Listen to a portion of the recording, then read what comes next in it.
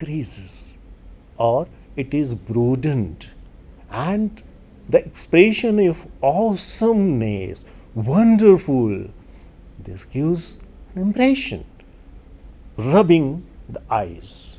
Suppose you are getting confused. What do? You rub your eyes. You are not getting the point. You rub your eyes. You are not confident. You rub your eyes.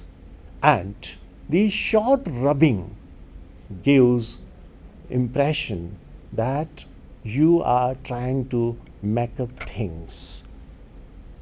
Hence, eye contact, very important. The next part of my talk is proxemics. It is used as a noun, singular. And the definition of proxemics, the branch of knowledge that deals with the amount of space that people feel necessary to set between themselves and him or herself.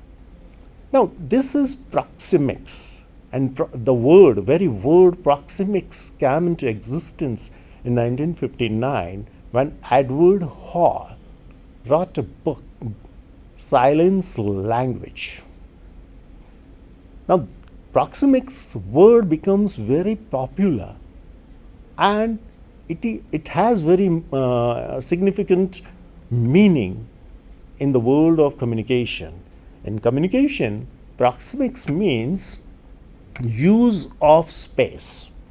Now, space has its own meaning as postures, gestures, eye contact, all these things have their own meaning. So is true about the space, distance. Now, this distance or space, very important aspect of communication, and they play the kind of space we require in our daily life, suggests the relationship with other people. Now, this proximity or proxemics, the term given by Edward Hall, is important. We'll see it in 1959.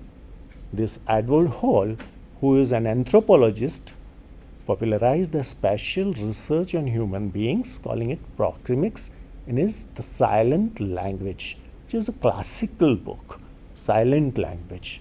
And he made wonderful research that not only verbal languages, but silent language has its own significance. Now, proxemics, that means the space, that means the distance, also says, even the vacuum speaks, silence speaks. So is true about this proximity or proxemics or space or distance that speaks. In United States, and the study was done first of all in United States, the distance which people use to communicate on face-to-face basics. Now see this graph, which suggests the personal space. The very light blue color, where suppose you stands. The second color, which is certainly a little bit darker, which suggests the intimate distance. And third one, which is violet color, personal distance. Fourth one, social distance. And last one's the public distance. Now, these are the definitions for different criteria, or rather say, for different types of distances: intimate, personal, social, and public. Now, we'll take one by one.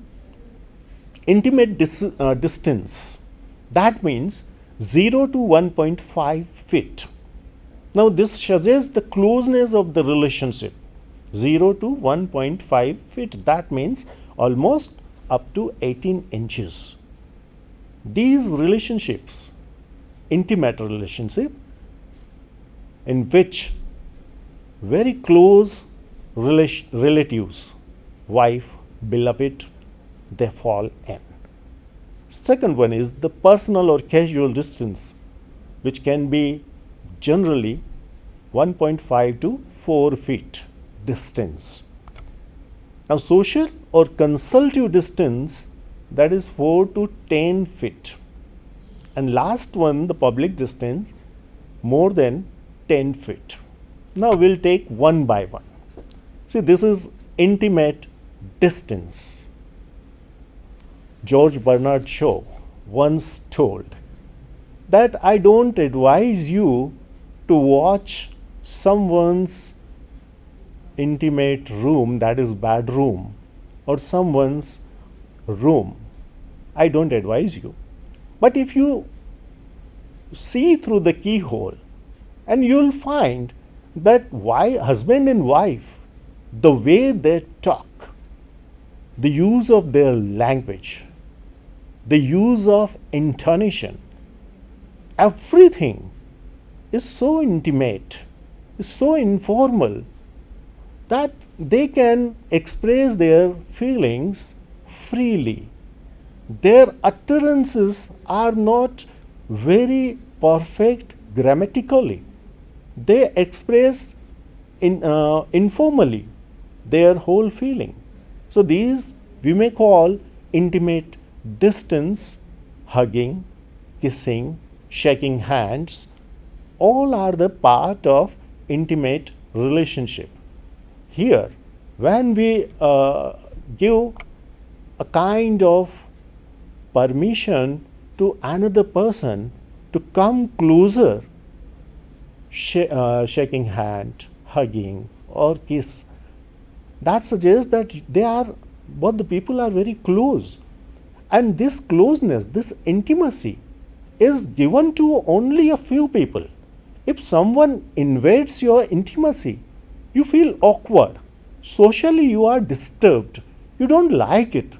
You don't like the violence of your intimacy. You don't allow all the people to invade your intimacy. You don't allow your closeness, or you don't allow others to come to as close as your dear and near one are. Now, the next one is personal distance. Now, this personal distance means 1.5 to 4 feet distance. Now, who comes in this criteria? Who comes in this definition? 1.5, that is 18" to 4 feet. Classmates, friends, relatives, they come in this limitation. So this distance is considered as personal distance. You talk with your friends. You're talking with your friends is slightly informal. You don't call your friends Mr. Mehta. No. You will just call your friends, hey, Ramesh, what are you doing? Where are you going? Is it your new phone? In this way, you talk. It is not formal language, it is informal language. You share your distance with personal friends. You share your distance with social relatives, your family members, friends, social relatives. They come in under these limitations. You talk with them in a little bit intimate way, informal way. So these people come in the idea of, or in the consideration of, personal limitations or proximities. So friends and relatives share your proximity. Again, here, like intimate proximity, you don't allow other people who are not your friends. You don't allow unknown, strange people to enter in. You don't like any others whom you don't allow, whom you consider unfamiliar people. You just allow your friends, your classmates, etc. The next one is social distance. Now, in social distance comes business people. Here, the distance or proximics is 4 feet to 10 feet. Now again, in different nations, this social distance concept is not same. You'll find that nowadays, in the age of multinational companies, social distance has been constantly decreasing. In multinational companies' office, you'll find that the distance is now slightly becoming close and close. Earlier, it used to be very longer, spacious kind of offices. Now we find that offices are very small, very cubicle. Now this is public distance. In public distance, it is more than 10 feet. Now, more than 10 feet means people who are not close to you, people who are not your friends, who are not your relatives, people who are far away from you, we can call them public. And public means the kind of people who don't share your personal life, your social life, or your intimate life. Now, the public distance is greater than 10 feet. Now, 10 feet means no relation, no personal relation at all. Now, proxemics is very important in our communication. The way a person addresses to public meeting. Suppose a leader addresses to the public. The use of words. What kind of words he or she may use. The first and foremost thing which will dominate his mind is that whatever words, whatever ideas he or she utters should reach to the last person of the audience.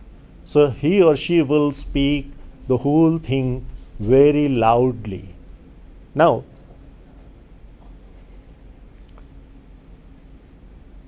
if suppose he uses informal language, that will not do in public speech. In public speech, he or she must use the words, sentences effectively, loudly, so that the whole communication reaches to the last person. Hence, once again, I would like to summarize the whole thing of proxemics. Proxemics, use of distance, personal use of distance. I use my distance. I set myself in such a way that I share my space, myself. I share my space with my close, near and dears. I share my space with my friends, students, my colleagues. I share my space with my family members. I share my space with common people with whom I don't have any relationship. Now, in all these four kinds of proxemics, I speaks in different way. I speaks with my near and dear with very intimate words, while I speaks very formal words, or I use very formal words in public. So my body language also changes as the distance changes. We usually spend whole our life either at our house, that is home, or in workplace. In workplace and house, they are safest places where we spend our whole life. But the public place, where we maintain contact with the people with whom we don't have direct relationship, we have a kind of rapport, but not intimate relationship. In all different conditions, we use different words, we communicate different way. But not only that, we use different words and sentences. Our proxemics, that is proximity, our distance, our space also expresses, also communicate. Now, these distance and space have their own meanings. My home, when I go to my home, I feel homely.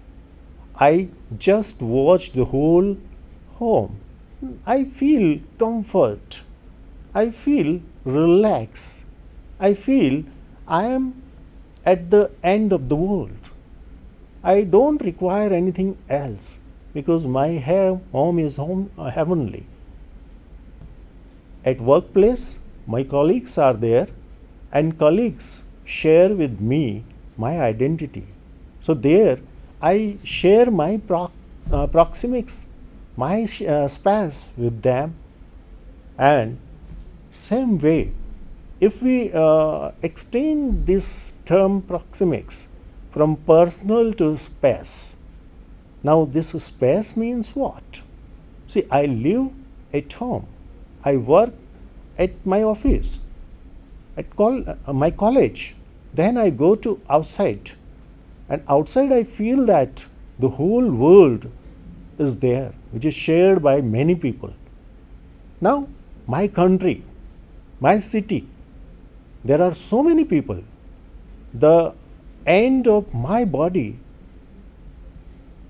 as soon as my nose ends, another person comes in. And I share with them my space. The researches have been made that overcrowded spaces affects our behavior. Now, overcrowded population affects our behavior. We don't feel homely when we are in crowd because we feel that other people are violating your space, which you don't like. And in city, this happens. The nations, they have their own boundaries. And the research suggests that 90% nations have boundary disputes. Now, I don't like to share always with all the people my intimate spaces. I keep it personal for my near